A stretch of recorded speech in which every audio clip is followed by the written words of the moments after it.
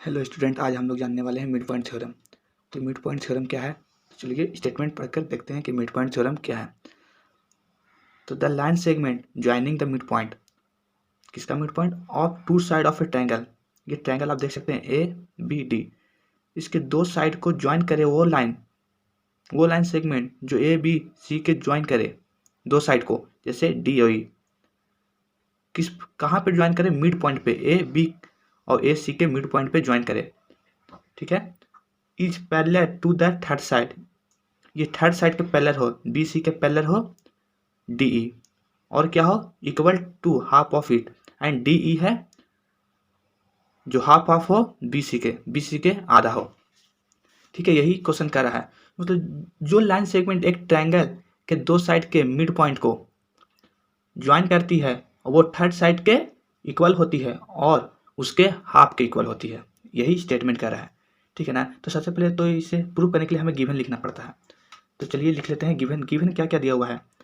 तो गिवन में दिया हुआ है A D equal to B D and A E equal to C E, ये हम लोग का गिवन दिया हुआ है।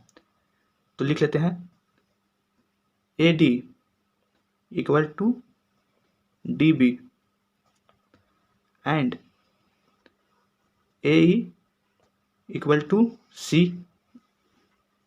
ई सी।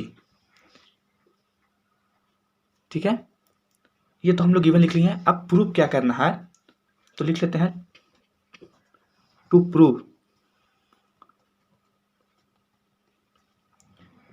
हम लोग को क्या करना है। तो प्रूव हम लोग को करना है ना कि D E parallel B C, जो डी ई है वो बी सी के पैरेलल होना चाहिए, and D E equal to half of B C, D E है जो बी सी के आधा होना चाहिए। ठीक है ना, ये हम लोग को प्रूव करना है। तो हमें तो सबसे पहले कंस्ट्रक्शन करना पड़ेगा।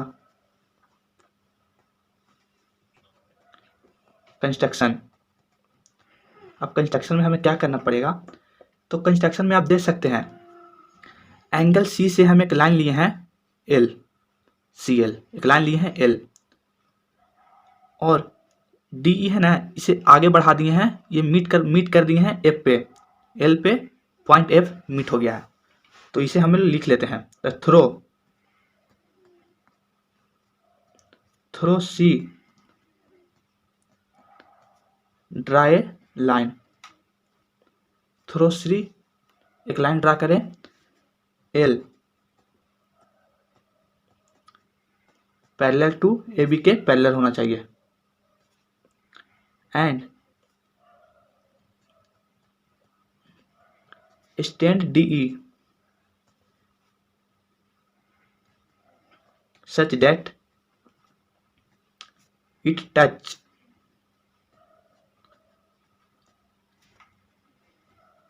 the L at F, L line पे F पॉइंट पे ये टच किया। ठीक है ना, ये हम लोग का कंस्ट्रक्शन हो गया। अब कंस्ट्रक्शन ले लिए हैं तो आप देख सकते हैं कि कंस्ट्रक्शन के बाद इसमें एक पैरेललोग्राम बन रहा है, बी सी एफ डी एक पैरेललोग्राम है। अगर हम बी सी एफ डी को पैरेललोग्राम प्रूव कर देते हैं तो डी ई और बी सी पैरेलल हो जाएगा।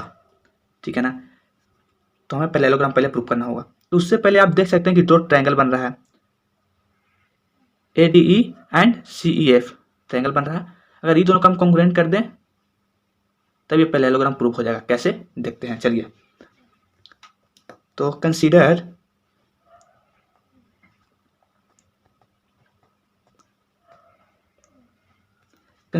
Triangle A D E and triangle C F E. ठीक है, ये दोनों ट्रायंगल हम ले लिए हैं। अब ये दोनों ट्रायंगल ले लिए हैं, अब इसे कॉन्ग्रुएंट करना है। तो कॉन्ग्रुएंट कैसे करते हैं, चलिए देखते हैं। तो आप देख सकते हैं कि angle D A E and E C F, तो एंगल ए और एंगल सी ये इक्वल होगा। कैसे इक्वल होगा? अल्टरनेट इंटीरियर एंगल से, क्योंकि ए बी पैरेलल है सी एल के। ठीक है ना, तो इसे लिख लेते हैं हम लोग। तो angle E A D parallel angle F alternate interior angle से ये पैरेलल हो गया है। अब आप अब आप देख सकते हैं इस ट्रायंगल में AD और AE, ठीक है, तो ये दोनों इक्वल है और DB और EC ये दोनों इक्वल है, ये हम लोग का गिवन ही है।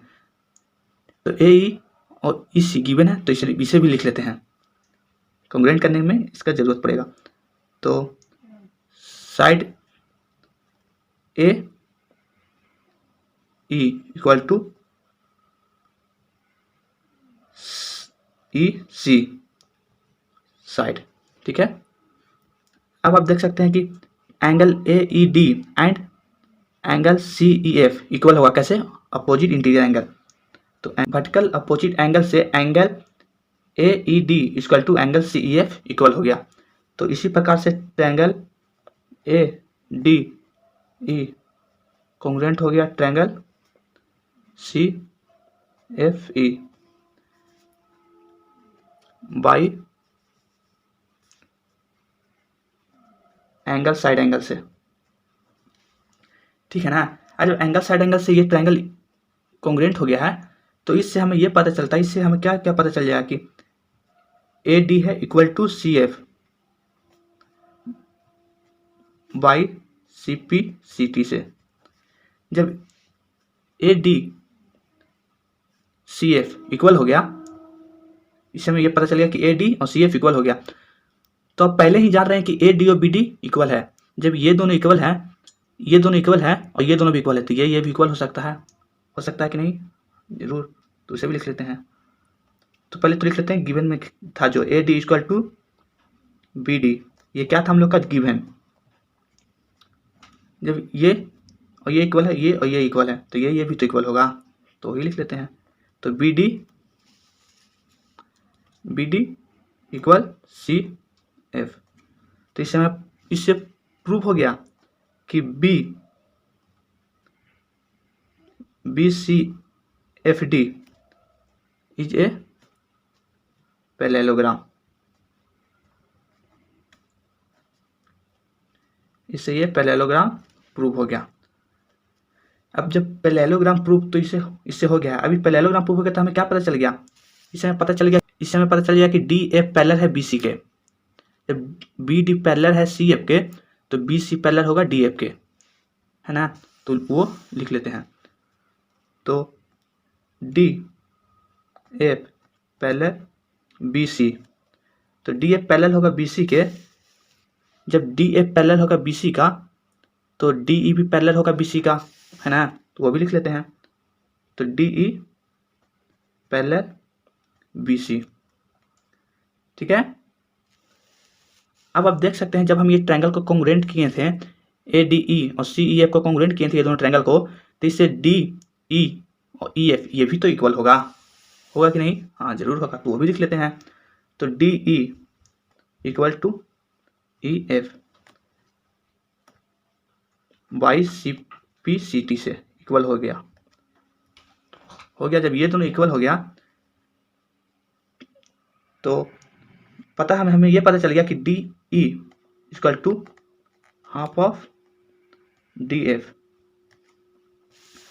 इससे हमें पता चल गया कि DE है, जो जब DE इक्वल हो गया EF, जब ये दोनों इक्वल है तो DE हाफ हो जाएगा DF के, है ना।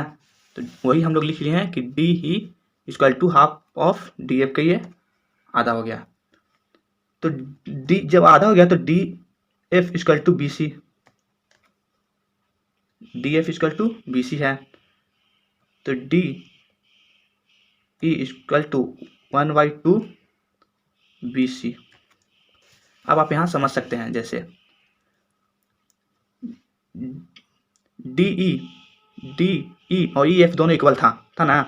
तो जब ये दोनों इक्वल था तो DF का तो DE आधा हो जाएगा कि नहीं, हो जाएगा।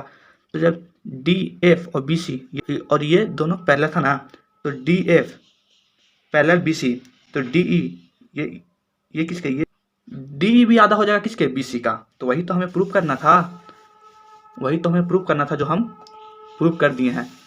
तो हमें प्रूव क्या करना था कि डी ई पैरेलल होगा बी सी का, तो हम तो ये भी प्रूव कर दिए हैं, और डी ई हाफ होगा बी सी का, तो ये भी हमें प्रूव कर दिए हैं। तो ये हमें मिड पॉइंट थ्योरम इसे कहते हैं, और ये हमें प्रूव कर दिए हैं। अब हम लोग नेक्स्ट वीडियो में मिलेंगे। Thank you.